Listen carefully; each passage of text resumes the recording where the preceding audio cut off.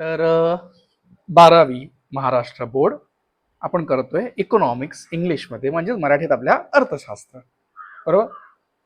I hope की आत्तापर्यंत जे 7 धडे आपण शिकलो किंवा आपण ज्यावर चर्चा केलेली आहे ते तुमच्या डोक्यात फिट बसलेले आहेत आणि तुम्ही त्याचा अभ्यासही केलेला आहे किंवा करत आहात. धडा क्रमांक 4 पर्यंत अनेकांचा अभ्यास झालेला आहे शक्यतो, असं मी गृहीत धरतो, कारण व्ह्यूज बघत असतो, मी चेक करत असतो कोण किती अभ्यास करत आहे. बरोबर. आपण एआयचा गैरफायदा बघतो, पण मी टेक्नॉलॉजीचा किंवा एआयचा फायदा बघतो. रोज मी व्ह्यू चेक करतो, जेणेकरून मला कळतंय की तुम्ही लोक अभ्यास करतायत की नाही करत. बरोबर. कोण म्हणतं का शिक्षकांची नजर नाही आहे? बरं, नजर ठेवण्याची पद्धत बदलली आहे फक्त. तर समजणारा एक गोष्ट आज आपल्याला जी महत्वाची आहे ती काय आहे? भारतातील सार्वजनिक वित्त व्यवहार. वित्त व्यवहार म्हणजे काय? वित्त म्हणजे पैसा, फायनान्स. व्यवहार म्हणजे देवाणघेवाण. बरं. आणि भारतातील सार्वजनिक, सार्वजनिक म्हणजे आपल्या खिशातला की सगळ्यांचा? सगळ्यांचा. म्हणजे सगळ्यांचा आहे तो प्रायव्हेट पैसा आहे की सरकारी पैसा आहे? सरकारी पैसा आहे. बरोबर. आता प्रश्न हा आहे की सरकार तुमच्यासाठी काही करतं का, किंवा सरकारने तुमच्यासाठी काही केलं पाहिजे का? करतं नाही करत ते प्रत्येक राज्यावर अवलंबून आहे, प्रत्येक देशावर अवलंबून आहे. पण एक सर्वसाधारण आपण ढोबळमानाने फक्त आज गृहीतक पकडूया की सरकारने आपल्यासाठी, जनतेसाठी काही केलं पाहिजे का? हो सर, केलं पाहिजे. काय केलं पाहिजे? सरकारने आम्हाला सर रस्ते दिले पाहिजे, चांगले टिकणारे, पावसात वाहून न जाणारे किंवा न पडणारे. आम्हाला चांगले ब्रिज दिले पाहिजे, आम्हाला चांगले हायवे दिले पाहिजे, आम्हाला चांगले एअरपोर्ट दिले पाहिजे. बरोबर. हे तर नंतरच्या गोष्टी आहेत, पण त्याहून आधी आम्हाला चांगलं शिक्षण दिलं पाहिजे. कमी खर्चात चांगल्यात चांगलं शिक्षण हे आम्हाला मिळालं पाहिजे, कारण आम्ही या देशाचे नागरिक आहोत आणि शिकणं हा आमचा अधिकार आहे. बरोबर. बघा, तुमचा अधिकार कोणी डावलत असेल तर त्या शिक्षणाचं महत्त्व जाणवून देण्यासाठी तुम्हालाच पावलं उचलावी लागतील. जंतर मंतरचं तुम्हाला माहिती आहे की आय डोंट नो, पण जंतर मंतरवर आपल्याच महाराष्ट्राचा अभिजित दिपके बसलेला आहे का? शिक्षणात होणारी जी टंगळमंगळ आहे किंवा जी गैरव्यवस्था आहे किंवा जो लुचरेपणा आहे तो दूर करण्यासाठी. का? शिक्षण हे नागरिकांचं हक्क आहे आणि तो हक्क मिळालाच पाहिजे. नो डाऊट इंग्लिशमध्ये एक म्हण आहे की right comes after responsibilities even in dictionary. Dictionary आपण जेव्हा फिरवतो ना, आता तुमच्या काळात त्या डिक्शनरी दूरच गेली, पण आधी राईट्स येतात. नाही, आधी रिस्पॉन्सिबिलिटीज RE, मग राईट्स येतात. म्हणजे हक्क मागायचे असतील तर आपल्याला आपल्या जबाबदाऱ्या पूर्ण कराव्या लागतील. बरोबर. आधी जबाबदाऱ्या. तुमचा हक्क आहे तुम्हाला चांगलं शिक्षण मिळावं, पण तुमची जबाबदारी आहे का तुम्ही चांगल्या व्यक्तीला वोट द्यावं आणि निवडून आणावं. बरोबर. तर शिक्षण चांगलं मिळायला हवं, चांगल्या दर्जाचं. मग ते प्राथमिक असो, उच्च माध्यमिक असो, प्रोफेशनल कोर्सेस असो, डॉक्टरी असो, लॉयर असो, इंजिनियर असो, कोणतंही असो, पण तुम्हाला तुमच्या देशात चांगलं शिक्षण मिळणं हा तुमचा हक्क आहे आणि सरकारने ते पुरवलं पाहिजे. बरोबर. तुम्हाला चांगली हेल्थ, म्हणजे कमी खर्चात किंवा फुकटात. मी फुकटाच्या विरोधात आहे ऍक्च्युली. सरकारने पैसा घ्यावा. जिकडे प्रायव्हेट हॉस्पिटल 2,500-3,000 घेतात, तिकडे सरकारने 100-250 रुपये तरी घ्यावे, पण घ्यावे. का? आपल्या भारतीयांची एक प्रवृत्ती आहे, फुकट मिळाल्याची आपल्याला कदर नसते. मी बघतो सरकार येऊन TBचे किंवा हत्ती रोगाचे किंवा मलेरियाचे किंवा कॉलेराच्या गोळ्या देऊन जातात आणि आपली लोक काय करतात? तशीच्या तशीच ती पुडी ठेवून देतात. मी घेतो, मी प्रामाणिकपणे घेतो. माझ्या घरात माझे बाकीचे घेतात नाही घेत मी बघत नाही, पण सरकार देऊन गेलंय, मी घेतो. कारण सरकार आपल्या हेल्थसाठी, म्हणजेच आपल्या काय म्हणावं, आरोग्यासाठी खर्च करते. हा, ही आरोग्य सेवा अजून सुधारित व्हावी, चांगली व्हावी. जसं एक उदाहरण द्यावं, आणि बघा, मी शिक्षक आहे, मला कोणाचं होकार नकार किंवा विरोध किंवा त्याचा साथ देणं हे सगळं नसावं. अरविंद केजरीवाल जेव्हा सत्तेत होते दिल्लीला, तेव्हा अरविंद केजरीवालने मोहल्ला क्लिनिक नावाचा एक प्रकार आणला. तिकडे प्रत्येक मोहल्ल्यामध्ये आपल्या जसे आळ्या वाडे पाडे असतात ना, तसं तिकडे मोहल्ला म्हणतात. मोहल्ल्यामध्ये सरकारी क्लिनिक उघडलं, दवाखाने. तिकडे फ्री ऑफ कॉस्ट ट्रीटमेंट मिळत होती. अरविंद केजरीवालने दिल्लीच्या ज्या गव्हर्नमेंट स्कूल्स होत्या तिकडे शिक्षणाचा दर्जा एवढा वाढवला की बाहेरच्या देशांनी ते आदर्श मानलं. शिक्षणाचा दर्जा वाढवला पाहिजे. बरं, आरोग्याचं मी म्हटलं तर आरोग्याचं तुम्हाला बरं आठवलं बघा, कोविड काळ तुम्ही तर खूपच लहान होतात तेव्हा, बरं, म्हणजे 5वी असाल, एखादं 5वी-6वी वगैरे, तर तुम्हाला माहितीच नाहीये. पण कोविड काळात एक आपत्ती होती आणि त्या आपत्ती नियोजनासाठी प्रत्येक राज्यांनी आपापली मेहनत केली आणि त्यात महाराष्ट्रात पण विशेष करून मुंबईने ज्या प्रकारे आपत्ती नियोजन केलं, लोकांना आरोग्य सुविधा पुरवल्या, ऑक्सिजन पुरवलं, कसं ठाण्यात ऑक्सिजनचा प्लांट बनवण्यात आला आणि ते ऑक्सिजन अख्ख्या महाराष्ट्राला पुरवण्यात आलं, हा एक आदर्श ठरला WHO साठी. WHO म्हणजेच जागतिक स्तरावर आरोग्यासाठी जी संस्था काम करते, वर्ल्ड हेल्थ ऑर्गनायझेशन, त्याने मुंबई मॉडेल असं नाव दिलं आणि बाहेरच्या देशातल्या शास्त्रज्ञांना किंवा डॉक्टर्सला पाठवलं, जा मुंबईला अभ्यास करून या की त्यांनी कसं काय हे मॅनेज केलं. आदर्श ठरणं गरजेचं आहे. म्हणजे सरकार तुमच्यासाठी आरोग्यासाठी, बरोबर, शिक्षणासाठी, इन्फ्रास्ट्रक्चर म्हणजे दळणवळणाची साधनं बांधण्यासाठी, वीज पुरवठा करण्यासाठी असे खर्च करते. हो करते. करायला हवे चांगले, हो करायला हवे. पण सरकारला उत्पन्न काय? खर्च करण्यासाठी माझ्या खिशात पैसा, त्याला कशाला उत्पन्न पाहिजे, सरकार तर पैसा छापू शकते ना. पैसा छापण्यासाठी सुद्धा एक मर्यादा आहे. तुम्ही पुढच्या अभ्यासात म्हणजे जेव्हा डिग्रीला जाल तेव्हा ते शिकाल. स्पेशली आर्ट्स घेतलं तर आर्ट्समध्ये तर तुम्हाला खूपच डिटेलमध्ये शिकायला मिळणार आहे. आर्ट्सची पोरं असतील माझ्याकडे इकडे तर you are the luckiest one, कारण तुम्ही ह्या गोष्टींबद्दल खूप काही शिकणार आहात भविष्यात. कॉमर्सवाल्यांना वरवर असतं थोडंफार. ओके, तर गव्हर्नमेंटला उत्पन्न असायला हवं, हो असायला हवं. गव्हर्नमेंट कसं उत्पन्न कमवतं? सर आम्ही टॅक्स भरतो. व्हेरी गुड, भरतो ना. मग टॅक्स तुम्ही भरता म्हणजेच कर. या टॅक्समधनं सरकारी उत्पन्न, सरकारी खजिन्यामध्ये वाढ होते. तोच आलेला पैसा सरकार आपल्यावर परत खर्च करते. ओके, तर ही एक छोटीशी तुम्हाला एक संकल्पना देऊन टाकली या धड्याबद्दलची, काय काय आहे. तुमच्या देशाच्या म्हणजे आपल्या देशाच्या बरं, बाउंड्रीज ज्या आहेत त्या सुरक्षित आहेत. शिपाई आहेत ना तिकडे. काय करतायत शिपाई? रक्षा करतायत आपली. तो पण तर एक खर्च आहे बघा, त्याच्यातून काहीच निर्माण होत नाही, सरकारला त्याच्यातून उत्पन्न काहीच नाही, पण तिकडे खर्च आहे. सो प्रोडक्टिव्ह एक्सपेन्सेस आहेत आणि नॉन प्रोडक्टिव्ह एक्सपेन्सेस पण आहेत. पण ते नॉन प्रोडक्टिव्ह म्हणजेच विना उत्पादन खर्च जे आहेत ते गरजेचे आहेत, कारण आपल्याला देशाची बाउंड्री सुरक्षित करायची आहे. आपल्याला देशात भारतीय म्हणून वावरायचं आहे, गुलाम नाही बनायचं आहे कोणाचं परत. Right. So defence is also must. त्या डिफेन्सवर केलेला खर्च तोही सरकारचा. ओके, आता जेव्हा सरकार तुमच्याकडून कर घेते, बरं, दोन प्रकारचे कर आहेत. किती प्रकारचे आहेत? दोन. एक डायरेक्ट टॅक्स आणि एक इनडायरेक्ट टॅक्स. प्रत्यक्ष कर आणि एक अप्रत्यक्ष कर. सर म्हणजे काय हो? प्रत्यक्ष म्हणजे काय? खरोखर असलेला आहे तो, जो समोर आहे तो. माणूस कमवतो. कसा कमवतो? सर माझे बाबा ना नोकरी करतात. कोणी सांगेल सर माझे बाबा व्यवसाय करतात. येस. कोणी सांगेल आमचे तर भरपूर जागा आहे, आम्ही भाड्यावर दिलेत गाळे बांधून. येस. बरोबर. कोणी केबीसी मध्ये खेळून जिंकलेलं असेल, कोणी जुनी घरं वगैरे असतील ते विकून कमवले असतील. तुम्ही डायरेक्ट कमवतायत ना. प्रत्यक्ष कर इंग्लिशमध्ये आपण त्याला काय म्हणतोय? Direct tax. व्यक्ती जे डायरेक्ट कमवतोय त्याच्यावर जो कर तो देतोय तो प्रत्यक्ष कर आहे. पण तुम्ही जेव्हा पिक्चर बघायला जाता, पिक्चरची तिकीट आहे 90 रुपये, पण तरी तुम्ही देतायत किती? 150. 60 रुपये काय आहे? टॅक्स. ओके, हा तुम्ही कोणाला देताय? थिएटरवाल्याला देतायत आणि थिएटरवाला कोणाला देतोय? सरकारला.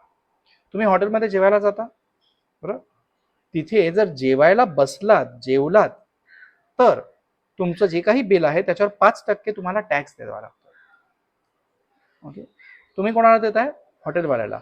सरकारला कोण देतोय? हॉटेलवाला. तुम्ही देत नाही आहात किंवा आपण देत नाही आहोत. हे जे कर आहेत ते आहेत अप्रत्यक्ष कर, किंवा इंग्लिशमध्ये आपण काय म्हणतो त्याला? Indirect tax.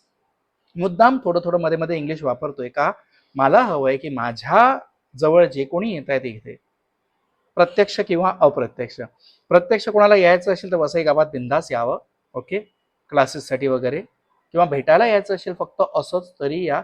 हा, पण भेटताना मिठाई आणू नका. ओके, चॉकलेट आणा चालेल, हरकत नाही, मिठाई आणू नका. तिखट पदार्थ आणले, चिवडा पिवडा, तर अजून आनंद आहे मला. ठीक आहे, या कोणी भेटायला. ऍड्रेस देऊन टाकेन, म्हणजे मेसेज करा, मी ऍड्रेस सांगेन वसईला. हा, मोस्टली सगळे चंद्रपूर वगैरेचे पण आहेत आपल्याकडे. आलात कधी मुंबईला तर वसईला भेटायला या. मला आनंद होईल की आपला हा जो परिवार आहे युट्यूबचा तो अप्रत्यक्षावरून प्रत्यक्षामध्ये येणार आहे. ठीक आहे, बघा. तर सरकार काही करतंय का? हो करतंय, किंवा करायला हवं सरकारने, बरोबर. तर या कार्याचे वर्गीकरण असे करतात. कसे करतात? सरकारी खर्चाचा जो खजिना आहे तो कुठे वापरला जातोय? तर सक्तीची कार्य, बरोबर. काही गोष्टी तुम्हाला करणं भाग आहेच आहे. ऐच्छिक कार्य, आता सुरक्षा आहे, बरोबर. चंद्रयान, मंगलयान हे पाठवा न पाठवा, बरोबर. न्यूक्लिअर वेपन बनवा न बनवा, या सगळ्या गोष्टी प्रत्येक देशाच्या क्षमतेवर अवलंबून आहे, त्या ऐच्छिक आहे. पण आरोग्य, शिक्षण, दळणवळणाची साधनं, वीज, हे सगळं गरजेचं आहे, देणं भाग आहे, बरोबर. ते आहे तुमची सक्तीची कार्य, ही सरकारला करणंच आहे. सार्वजनिक वित्त व्यवहाराचे अर्थस्वरूप, बरोबर. तर वित्त व्यवहार म्हणजेच काय? पैशाची देवाणघेवाण किंवा आलेला पैसा योग्य प्रकारे कुठेतरी वापरणं, खर्च करणं, म्हणजेच त्याला वित्तीय प्रशासन किंवा फायनान्शियल मॅनेजमेंट इंग्लिशमध्ये आपण त्याला म्हणतो. सार्वजनिक वित्त व्यवहारांची व्याख्या, तर या इकडे व्याख्या दिलेल्या आहेत 2-3. तुम्हाला जी आवडेल ती तुम्ही बायहार्ट करा, पाठ करा, मला काही प्रॉब्लेम नाहीये. तर बघा, उद्दिष्टे, एक इकडे फरक स्पष्ट करा दिलेला आहे त्यांनी खूप छान प्रकारे. आणि हा, मी तुम्हाला सांगायला विसरलो कारण पहिल्यांदाच फरक स्पष्ट आलाय, बरोबर. कधीही फरक स्पष्ट करा, जोर देऊन पूर्णपणे अभ्यास करा. का? जेव्हा मी एक फरक स्पष्ट करा वाचतोय ना, तेव्हा माझ्या 2 टिपा लिहा होत आहेत. 1 distinguish is equal to 2 short notes. काम आटपतंय माझं, बरोबर. समजा सार्वजनिक वित्त व्यवहार याच्यावर टिपा लिहा आल्या, हे पॉइंट्स लिहून टाकले, काम झालं. समजा खाजगी वित्त व्यवहार आले, प्रायव्हेट फायनान्शियल हे ट्रान्झॅक्शन, हे पॉइंट्स लिहून टाकले, आटपलं, बरोबर. आता उद्दिष्टे, सार्वजनिक नफा कमवण्यासाठी आहे का समाजसेवेसाठी आहे? समाजसेवेसाठी. वेरेस प्रायव्हेट नफ्यासाठी, स्वतःची पूर्तता, बरोबर, स्वहिताची पूर्तता करते. आणि इकडे पब्लिक. खर्चाची निर्धारण कशावर आहे? तर शासन सर्वप्रथम आपल्या खर्चाची पातळी आणि खर्चाचे भिन्न भिन्न मार्ग निश्चित करते. पैसा कुठून येणार आहे आणि कुठे खर्चायचा आहे, बरोबर. दुःखाची गोष्ट आहे, खूप खेद होतो कधी कधी का आपल्या देशात जास्त करून भ्रष्टाचारातच हा खर्च होतोय, म्हणजे भ्रष्टाचारातूनच कमावला जातोय आणि भ्रष्टाचारावरच खर्च होतोय. तसं होऊ नये. ओके, व्यक्ती प्रथम आपले वैयक्तिक उत्पन्न बघतो, बरोबर, विचारात घेतो आणि खर्चाचे मार्ग निश्चित करतो. आपण घरात केवढे कमवलंय त्यानुसार आपण किती खर्च करायचं हे ठरवतोय, आपल्याचसाठी ना, पब्लिकसाठी नाही खर्च करत आपण, बरोबर. पतस्थिती, शासनाची बाजारपेठेतील पत मोठ्या प्रमाणावर असते. सरकारचे करोडोंमध्ये, आपले काही लाखांमध्ये असतात, बरोबर. खाजगी व्यक्तीची पत मर्यादित असते. चलन छापण्याचा अधिकार आपल्याला आहे का? नाही, पण सरकारला आहे, बरोबर. भारतीय रिझर्व्ह बँकद्वारे चलन छापले जातात, इकडे अधिकारच नाही. वित्त व्यवहारातील लवचिकता इथे भरपूर आहे, बऱ्यापैकी आहे, बरोबर आहे.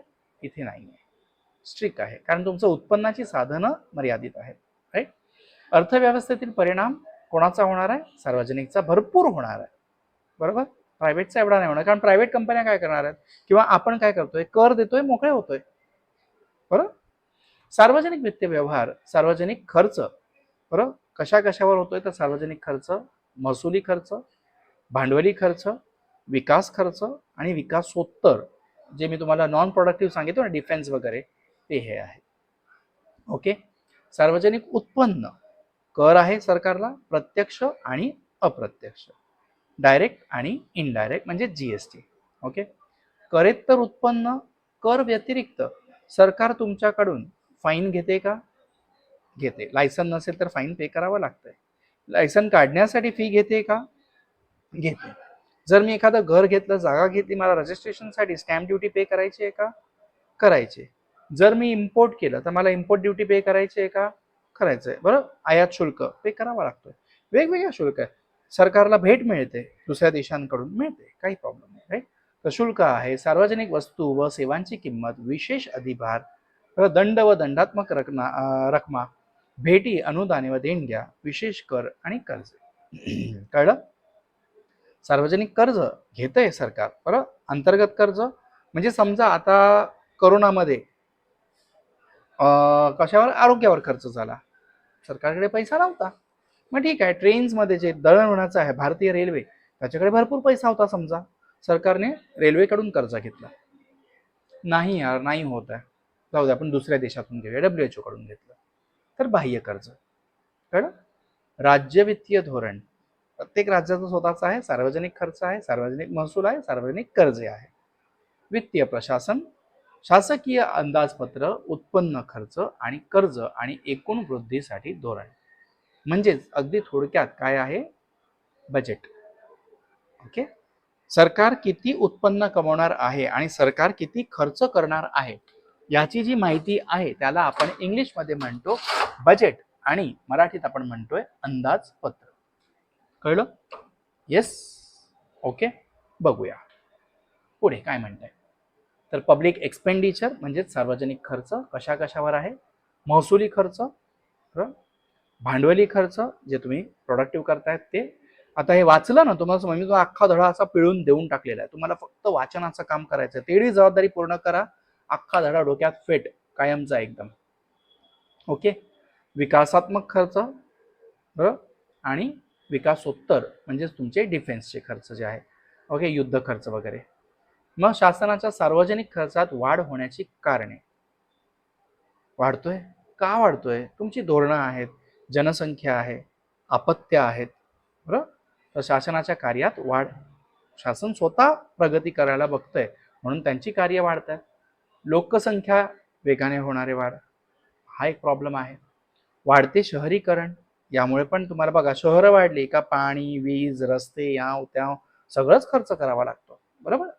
संरक्षण खर्चात वाढ, न्यूक्लिअर वेपन, आजकाल प्रत्येक देश धमकी देतोय आमच्याकडे न्यूक्लिअर आहे, म्हणजेच काय, अणुशस्त्र.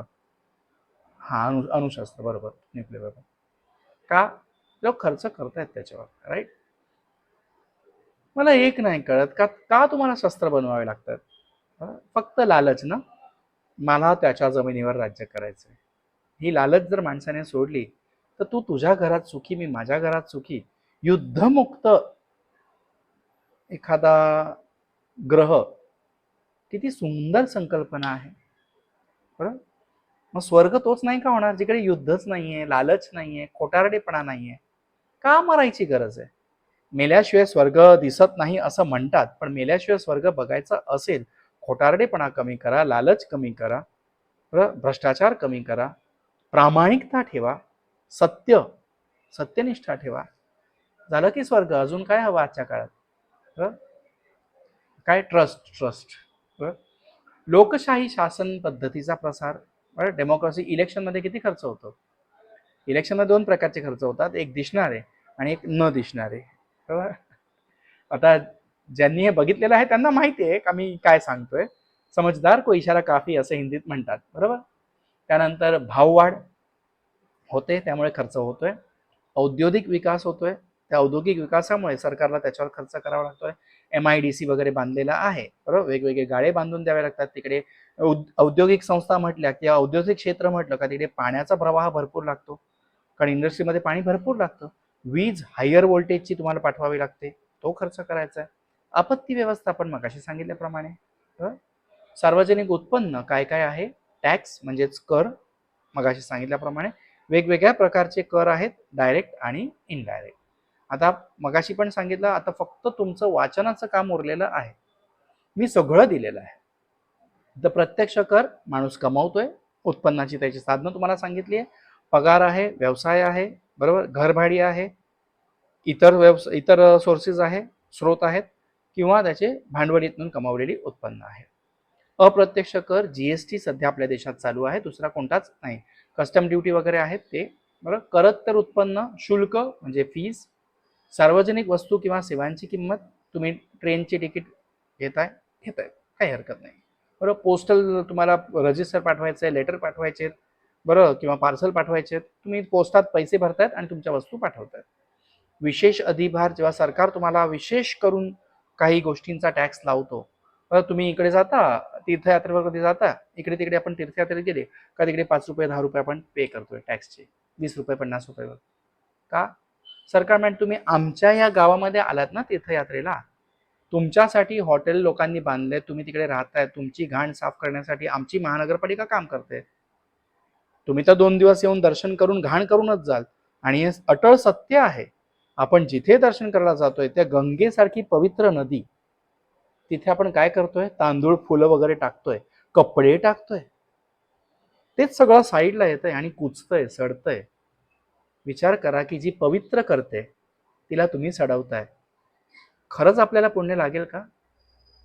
माझी सवय आहे की मी मेन धड्याशी संबंधित थोडंसं अधूनमधून कान टोचणी करत राहतो.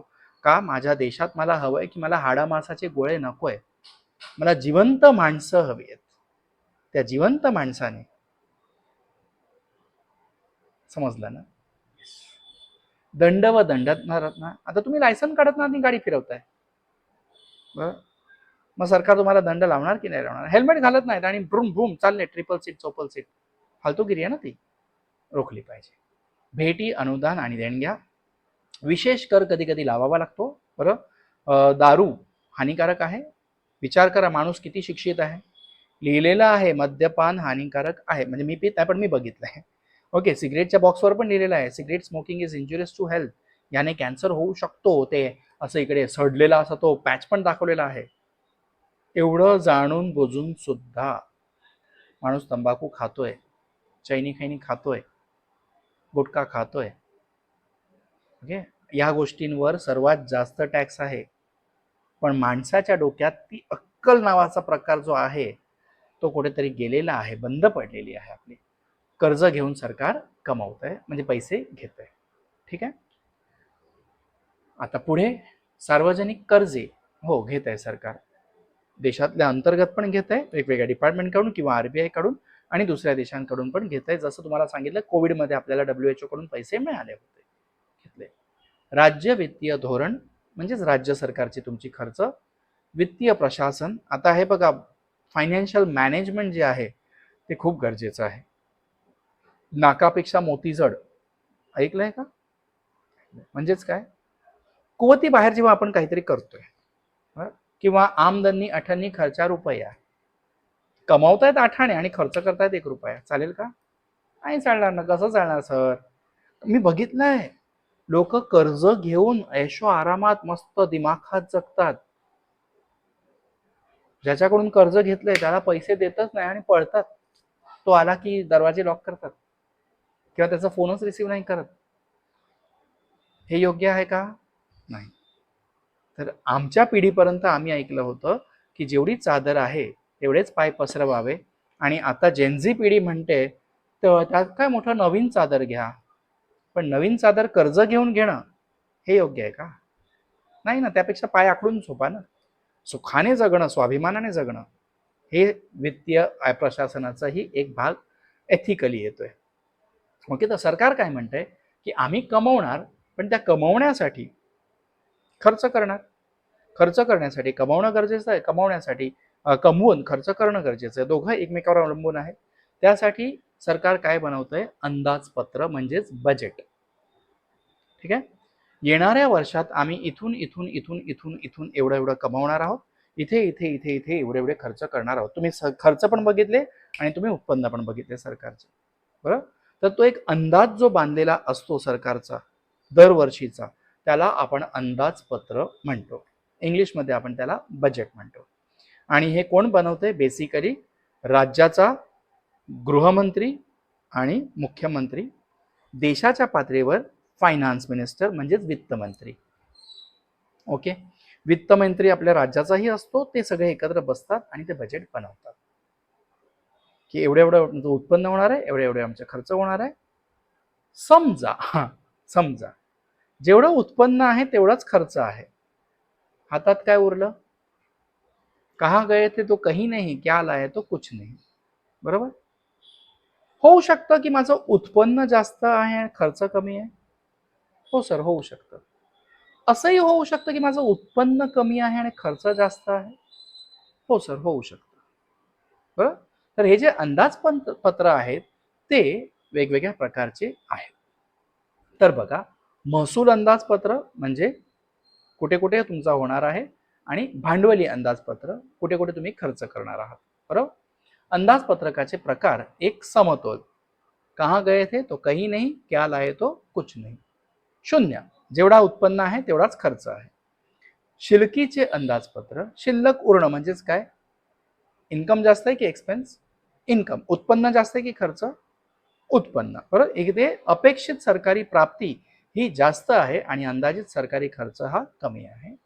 आणि शेवटचा जो प्रकार आहे तो आहे तुमचा तुटीचे अंदाजपत्रक, म्हणजेच काय? खर्च जास्त आणि उत्पन्न कमी. ओके. सरकारी प्राप्ती ही कमी आहे, अंदाजित सरकारी खर्च जास्त आहे. ओके. अंदाजपत्रक. आता बघा, तुम्ही पण जेव्हा घरातून निघता कॉलेजसाठी, बरोबर, खिशात पैसे टाकताय. केवढे आहेत? हा, एवढे आहेत. आईला आज तर बड्डे पण आहे मित्राचा, मैत्रिणीचा. काय करू? जाऊ दे, आज मी ना रिक्षेचा खर्च टाळतो, बसने जातो. बरं. मग आपण प्लॅन बनवतो, सगळ्यांनी ना आज 15-15 रुपये काढायचे आणि त्याला केक आणून द्यायचा. 10 लोकांनी 15-15 150 रुपये काढले, 150 रुपयात छोटासा केक आणला, प्रत्येकाने छोटा छोटा कट केला. काय केलं? तुमचा खर्च जो 30 रुपये रिक्षेचा होता तो तुम्ही 15 रुपये बसवर आणला. 15 रुपये वाचणार आहेत. चला आपण आता कॉन्ट्री करूया आणि पार्टी करूया. अंदाज. बरोबर. महत्व आहे.